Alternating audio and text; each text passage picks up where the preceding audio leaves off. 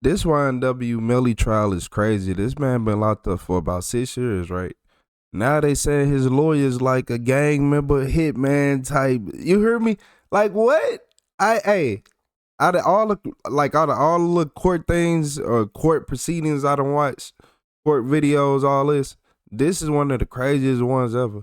That's what we're playing with his wife, Judge. Stop, wait. You just told me this has to do with the tampering case. No one's getting the death penalty for the tampering case. Yeah, but they want Ms. like Bradley's testimony in the murder case is wholly irrelevant. So they want let's life go back. in prison. We're talking about the tampering case, or we're talking about the... We are talking about the tampering, but they're also intermingled with each other. So it's life in prison for this tampering. A motions hearing for many true crime watchers sometimes can be a snooze fest, but not this Ynw Melly hearing. So what has happened in the past is that she has asked for dates, we provide dates, and then she schedules dates or times outside of those. Judge, he's actually lying to the court right now. I've printed out every email. Please, stop. The judge overseeing Ynw Melly's retrial is telling the state to hurry up and move the case forward. So in case I'm not making my feelings on this point clear, I'm not prejudging anything, but talking to a judge about trying to agree to set depots in a death penalty case is absurd. I'm embarrassed for both sides. I'm embarrassed. But the true fireworks came from Melly's lead defense attorney. And now, 2 years later, I'm being accused of trying to kill Danny Polo. I don't know exactly. Right. I don't know the affidavits, but it's a homicide detective, and it's Danny Polo's picture, and I'm directing gang activity. I think at this point, Detective Polo is in need of an evaluation to determine if he even has a... I never heard. She even just said that they looking at her like she a gang lead member. You know. Here's the thing. The defense was ready to argue their motions, but the drama started when the state said they didn't meet their deadline, and Melly's lead attorney, Raven Liberty, wasn't having it. Judge, the other issue we have, and I wasn't present for the hearing Friday afternoon, but my understanding was the court set a notice of hearing deadline for Friday 5 p.m. It was moved to Friday 9 p.m. because Ms. Liberty was stuck in court and needed time to prepare it. The notice was not actually filed until Saturday, so they failed to comply with the court's requirements. So at this point, the state's position is no notice of hearing was properly filed and there's nothing to be heard today. Okay. So you want me to do anything? This also in light of the fact that Ms. Buckle is unavailable. Okay. Mayor, Ms. Liberty, what do you want me to do? the funny thing is, the great thing about those cameras in this room is everything is recorded. I did say Friday at 9, and then I actually stepped back because I knew I was setting myself up for failure. And I said, well, I do it Saturday.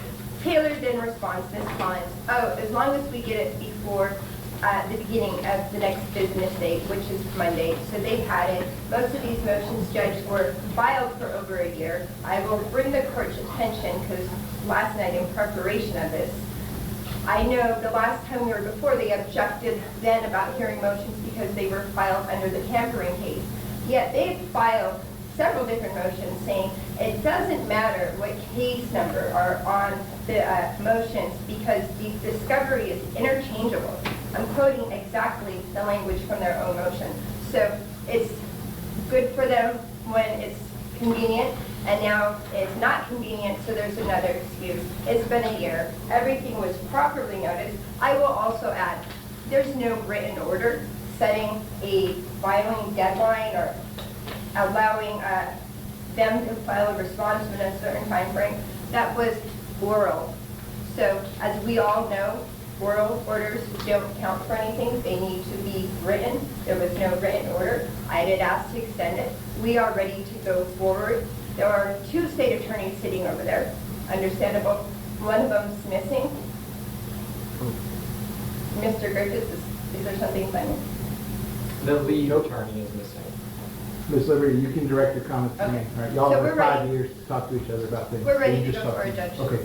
The first motion was pushed to another hearing for more time. The second one had to deal with Melly's witness tampering charge. So back in the fall of 2023, after Melly's first trial ended in a mistrial, Broward County Detective Danny Polo, who also testified in his first trial, was investigating a blood member held at the jail. But what does that have to do with Melly? Well, Detective Polo was monitoring that reported blood member James Howard's recorded phone calls and heard him talking about passing messages to Melly. Then Detective Polo later uncovered hundreds of phone calls between James Howard, Melly's ex-girlfriend Mariah, Melly's manager Jamison Francois, and Melly's co-defendant, Cortland Henry. Now, the state wants those phone calls to be admitted for retrial, and it's kind of clear why the defense doesn't. Number 2 is defendant Jamel Demon's motion in limine to exclude James Howard's irrelevant and immaterial detention communications.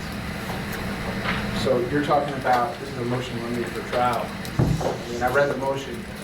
Anything else you want to tell me in support of your motion listing? I ain't gonna lie, the way she just ate them up though, the way she just ate them up, and they try to, like she said, it's convenient when they need it. Yeah. 2025 is the year that everybody is getting exposed, all the corruption is getting exposed. Yeah.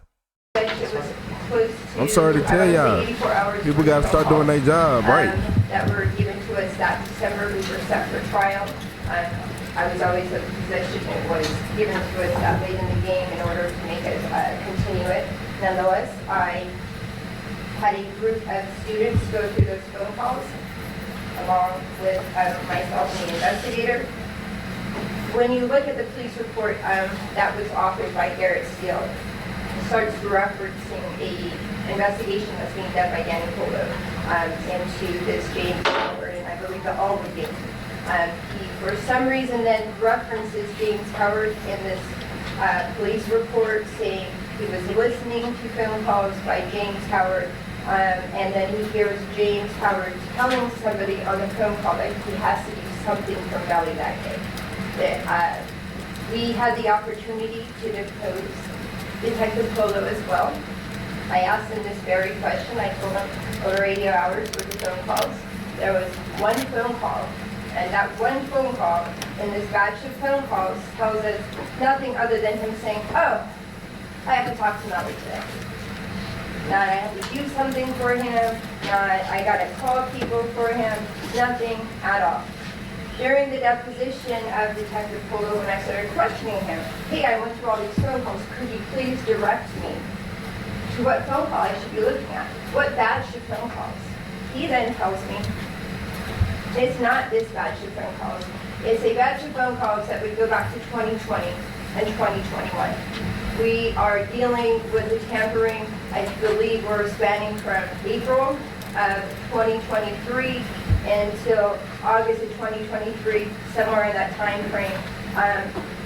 Detective Polo, in his own words, was the only time that he has heard James Howard talking about Melly, would have predated the incident, i.e. 2020, 2021.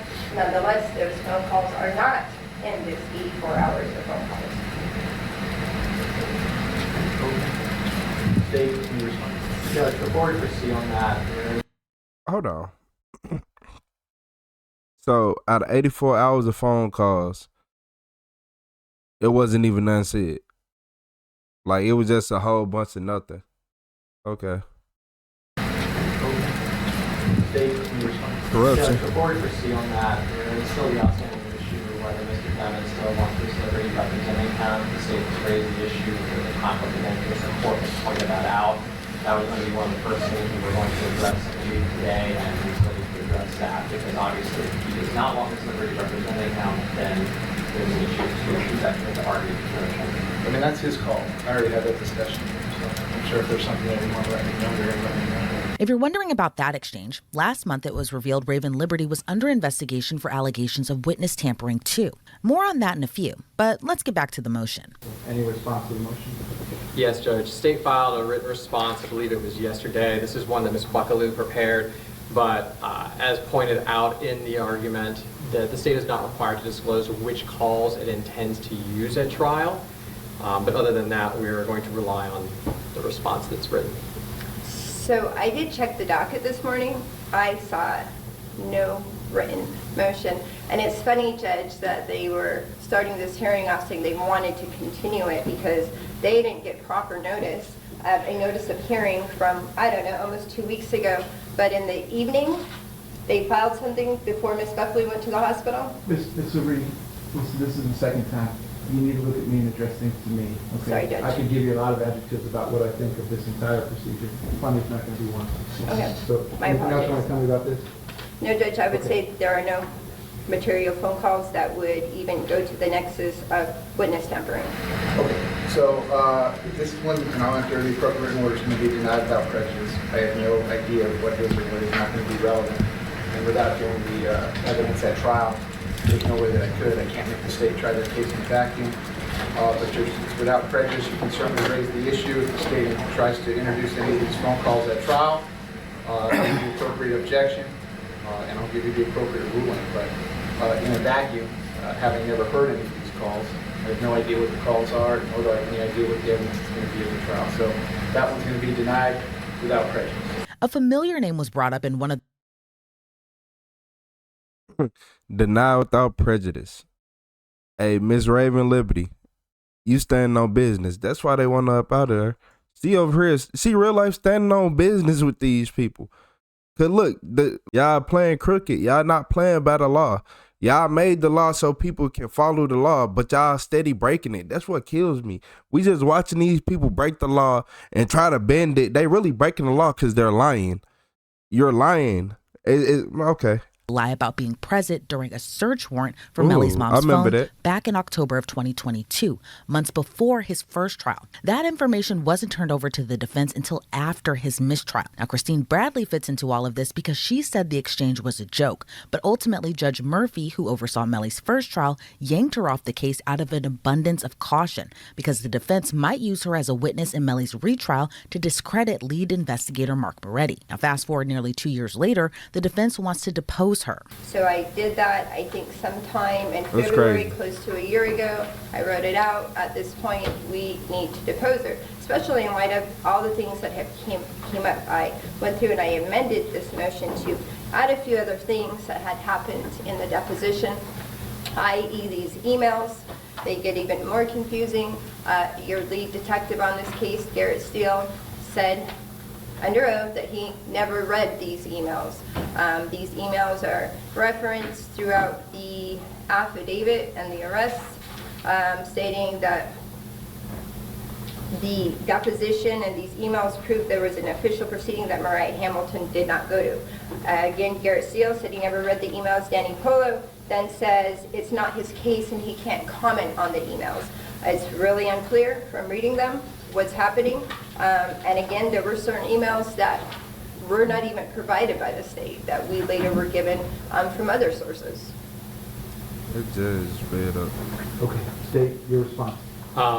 First, that's an inaccurate statement. The emails were actually provided. That's actually in the state's response to one of Ms. Liberty's other motions, but turning specifically this one, the state filed a response back on January 2nd of 2024, and we're relying on that response. So, Judge, the rules provide I can take depositions of anybody with relevant information, which Ms. Bradley is, whether she's listed I agree. or not listed. Because they filed a protective order and won't allow me to do it. That's why I had to then file the first motion. All right, so Mr. Gribbs, I'm looking at 3.220 subsection H, discovery depositions, and this is 1A. The defendant may, without leave of court, take the deposition of any witness listed by a prosecutor as a category A witness or listed by a co-defendant as a witness to be called at a joint trial or hearing. That's not Ms. Bradley in this case. Correct. But then the next sentence says, after receipt by the defendant of the discovery exhibit, the defendant may, again, without leave of court, take the deposition of any unlisted witness who may have information relevant to the offense charged. So don't they get to take her deposition? Except for the fact that, Judge, she is a state attorney. In her role as state attorney, she is entitled to certain protections. We filed a protective order, in part because everything that Ms. Liberty is asking for has been turned over.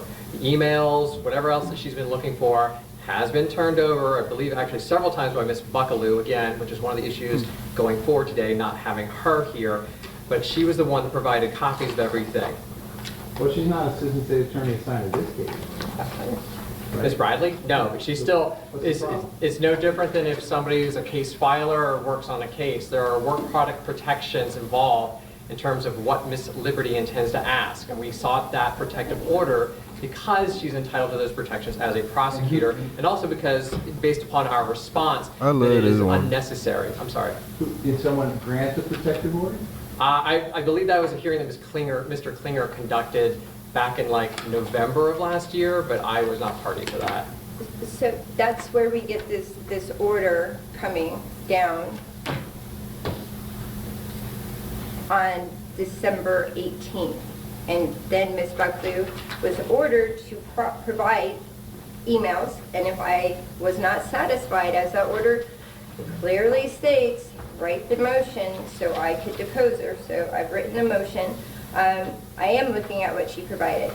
I guess that's where, Ms. Liberty, I'm still not following what the relevance is. Tell me what, let's say she wrote 1,000 emails back and forth between the witnesses. What is the relevance? Because if you go to the arrest affidavit, under the witness tampering, these emails that Ms. Bradley authored are specifically referenced in Garrett Steele's police report, right? He says that he reviewed emails between Christine Bradley and defense counsel coordinating the deposition of Mariah Hamilton, that she showed her numerous attempts to get Mariah Hamilton to this deposition.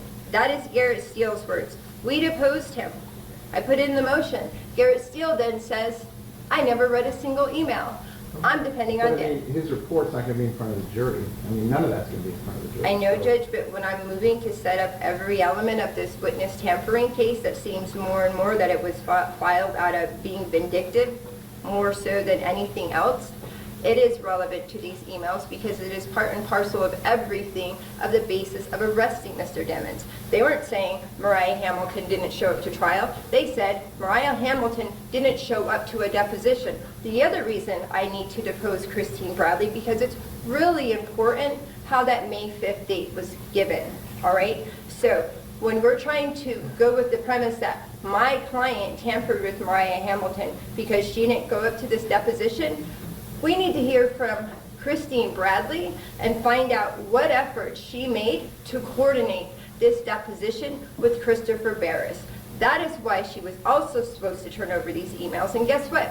When you read these emails that get turned over, Stuart Adelstein's emailing with Miss Bradley, trying to ask for dates for the deposition.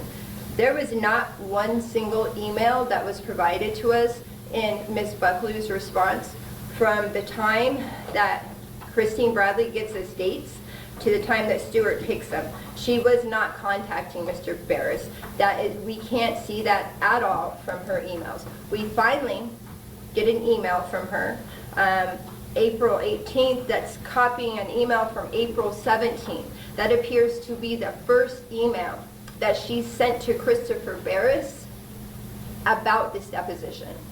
So for the state to not coordinate a deposition with a witness and then to cover up their negligence, turn around and file a criminal charge against the defendant, when in reality, if we got her up there, we would hear from Miss Bradley that she never properly coordinated this deposition, that she never told Christopher Barris, and all the months leading up to us trying to schedule this, Mr. Barris, from these emails, was never contacted. And that's what we need to depose her about, the efforts that were made from her. The judge's ruling was another blow to the defense. Well, depends on how you look at it. They want to kill my client.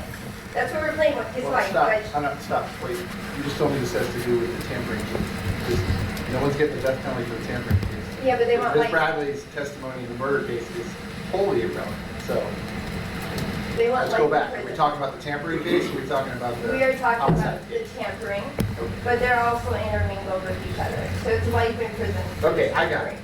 Respectfully, over the defense objection, the renewed motion to take the deposition of Christine Bradley is going to be denied. So I'll get the appropriate written order. I don't find that her testimony would be relevant in any way, shape, or form. It's not relevant in a homicide case, nor do I find that it's necessary under what's been followed in the tampering case with information or what's required to be proven pursuant to the jury instructions. But you're telling me you listed her as a witness. That means you have a good faith belief that you're going to call her as a witness. So you can call her as a witness. Ask whatever questions you want from the jury under oath, but that one's going to be denied. Now, remember how I mentioned Melly's been locked up for 6 years, not even convicted? Well, the judge is pushing prosecutors to move the case forward. Essentially, hurry up. I consider this more of a professional courtesy. If the parties want to be courteous to each other, that's always kind of preferred, I guess. But if the parties don't want to be courteous to each other, you don't have to wait for one state attorney to tell you, set the deadline. Okay. Mr. Devens has now been in custody for 2,202 days, okay? And if one state attorney is not available, maybe one of the other two assigned to this case can stand in. And if all three are not available, maybe one of the other 150 state attorneys upstairs might be able to sit in, but you don't have to wait on them. So. Thank you so much, Judge. I mean, Just so you're clear, you're not advising Ms. Liberty to unilaterally set the motion. no, it's not unilateral, she can coordinate. If I'm getting, I read the motion, she says she's, I have one state attorney who you're telling me is working 1 day a week here, is that right? So that's 80% of the time is off the table, and just being told that they can't show up these depots, they won't do it. You don't have to wait, set the depots, subpoena the witnesses, and if someone doesn't answer subpoena, file the appropriate motion, and I'll conduct an indirect criminal contempt proceedings, but it's time to move forward. We are moving forward, Judge, but we also, the other issue has been is that Ms. Liberty must properly coordinate and must properly notice the state. This is a recurring, I know, but I just read the rule. She doesn't have to coordinate anything. She has to make a good faith effort. Right, to she try. has to make an effort. She has to put a certificate on the bottom that says, I tried, they told me no. So what has happened in the past is that she has asked for dates, we provide dates, and then she schedules dates out or times outside of those. Judge, he's actually lying to the board right now. I printed out every Please, email. please, stop. She's gonna set her deadline. She has to put a certificate of good faith in the bottom. If you all feel that that has been submitted in error, you file the appropriate motion, and then what would be a wonderful use of this court's time is I'll have a hearing with 6 lawyers, 7 lawyers, because you all can't set down. So in case I'm not making my feelings on this point clear, I'm not prejudging anything, but talking to a judge about trying to agree to set depots in a death penalty case is absurd. And I'm embarrassed for both sides. I'm embarrassed. The motion for scheduling order is denied. You don't need a scheduling order. Set your depots. I'll enter the appropriate written order. Yeah, that back and forth between the state and the defense definitely seems to be annoying the judge. Now, for motion number 7, the defense wanted the forensic images of the victims' phones. I think the issue that Ms. Buckaloo had, and I'm probably going to be speaking out of turn on this one, is that there are contents of the phones that are not relevant to the case. And so some items have been turned over, but not all the items. But unfortunately, this is one where I am lacking of knowledge. That's okay. The state doesn't get to decide what's relevant and what's not relevant. These are the homicide victims, right? Yes. Just turn over everything you have. Well, Judge, I can tell you, because I took part of it. It's not necessarily that we have to turn it over, we have to make it available for inspection. We did on a number of dates. We scheduled that. We've told them they can come again. There were multiple days where we sat there and waited for their investigator who came hours late. She's lying again. So I'm going to. If I may finish, Your Hold Honor. on. I was the one who was personally there that day with him and our investigator. We continue. Anytime they want to come see it, we have had an investigator from our office, the computer, and their investigator there to sit down and go through it anytime they want. Stick a thumb drive in and download what you got, and that's it? Make a Yes. copy of it? No, Your Honor. They're Why withholding can't it. they do that? As Mr. Griffith said, Ms. Buffalo is the one with the most knowledge of all the contents of the phone, and that's why it's all discussed in her response. But regardless, the state's obligation is to make it available. We have and continue to anytime that they want to But make it schedule available- One of the things for to make it inspection. available for is to copy it. They're If allowed it's to available copy to it. be copied. Ms. Buckaloo, and that's why, again, this is one of the motions we said that she would be prepared to argue, is of the What's opinion on that the she phone? filed You the already whole. went to trial. You already Exactly, went right. to trial? And it was Yeah. You already went withheld to then. trial. Yes. This is the decedent's cell phones. Okay, over the state's objection, this motion is granted in full. Make the appointment, go over there, download everything that they have. Now, the final few moments of this hearing finally gave us the answer as to why Melly's attorney, Raven Liberty, was under investigation by the Broward County Sheriff's Office, and her request to the judge was interesting, to say the least. In light of these allegations that I'm, I guess, trying to murder or take a hit out on Danny Polo, it came to my attention that Danny Polo might be suffering from some type of mental illness at this point. We heard in the last trial he thought somebody had a hit out on him. He had lied to the court. We found out he had pictures out there in the public domain. And now, 2 years later, I'm being accused of trying to kill Danny Polo. I don't know exactly, because we don't know the affidavits, but it's a homicide detective, and it's Danny Polo's picture, and I'm directing gang activity. I think at this point, Mr. Polo is They need an evaluation to determine if he even has the capacity to sit and testify in this case or any other case, because he has some type of paranoia about being murdered at this point. That's where he's going at a defense attorney, saying a defense attorney is trying to murder him now. Because that is the premise of this so-called investigation, is I'm trying to kill Danny Polo. That's the witness that they're saying I'm tampering with, because he was impeached, not once but twice. Okay, and the request Is that he undergoes a psych evaluation before he's allowed to testify further in this case. I think, because I don't entertain or attempt motions, but I think you're talking about challenging the competency of the witness, correct? Oh, yes. Okay, so I think if you have that concern, I guess you would need to file the appropriate written motion regarding the competency of the witness, and then I will give you the... Thank you, Judge. It's a pretty strong ask, but it's also a strong allegation. Now, in Melly's first trial, Detective Danny Polo made headlines while donning a black ski mask while he testified as a witness for the state. Now, he works in gangs, undercover, and said he requested to wear the mask to protect his identity. Then a photo of him unmasked went viral. Melly's defense team wanted him to testify unmasked, and the previous judge, John Murphy, sided with the defense and ruled his testimony would continue without the mask. So it's unclear if Detective Danny Polo will be evaluated. And obviously, Raven Liberty denies the allegations. But for now, it looks like Melly plans to keep Raven Liberty on his team. Why? Yeah, man, I ain't gonna lie. I like Raven. I like Miss Raven Liberty. She stand on business. And look, it just, I don't like how they playing dirty. They real life playing dirty. They out here playing dirty, bro. Like, and everything just coming to light. What was on that phone? What was on that phone? It's something on that phone that so bad that you can't even see it in court. What they have on that phone, man? There's only two things that naked people. That wouldn't be one. Them killing somebody, that would have been turned over. Them. Oh.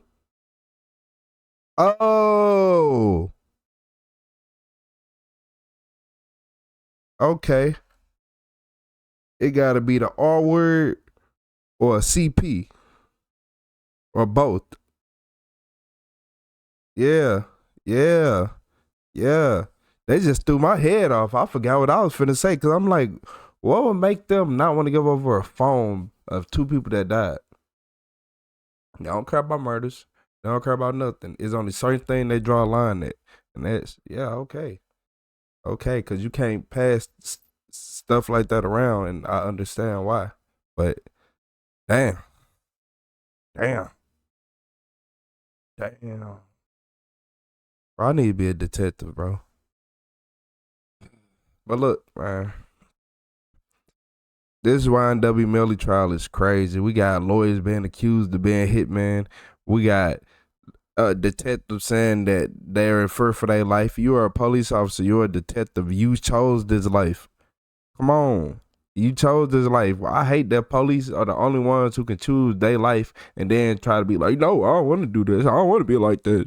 Like, come on. Ain't it kind of messed up? Like, bro, you chose that life. Now you got to deal with the consequences. Just like we got to, you got to. Simple as that. Mr. Danny Polo. Like, stop playing. Hey, look. Hey, y'all, stay tapped in, because this right here is straight crazy. I never heard nothing like it. It ain't really too much to say. Retro SuperVillain, I'm out.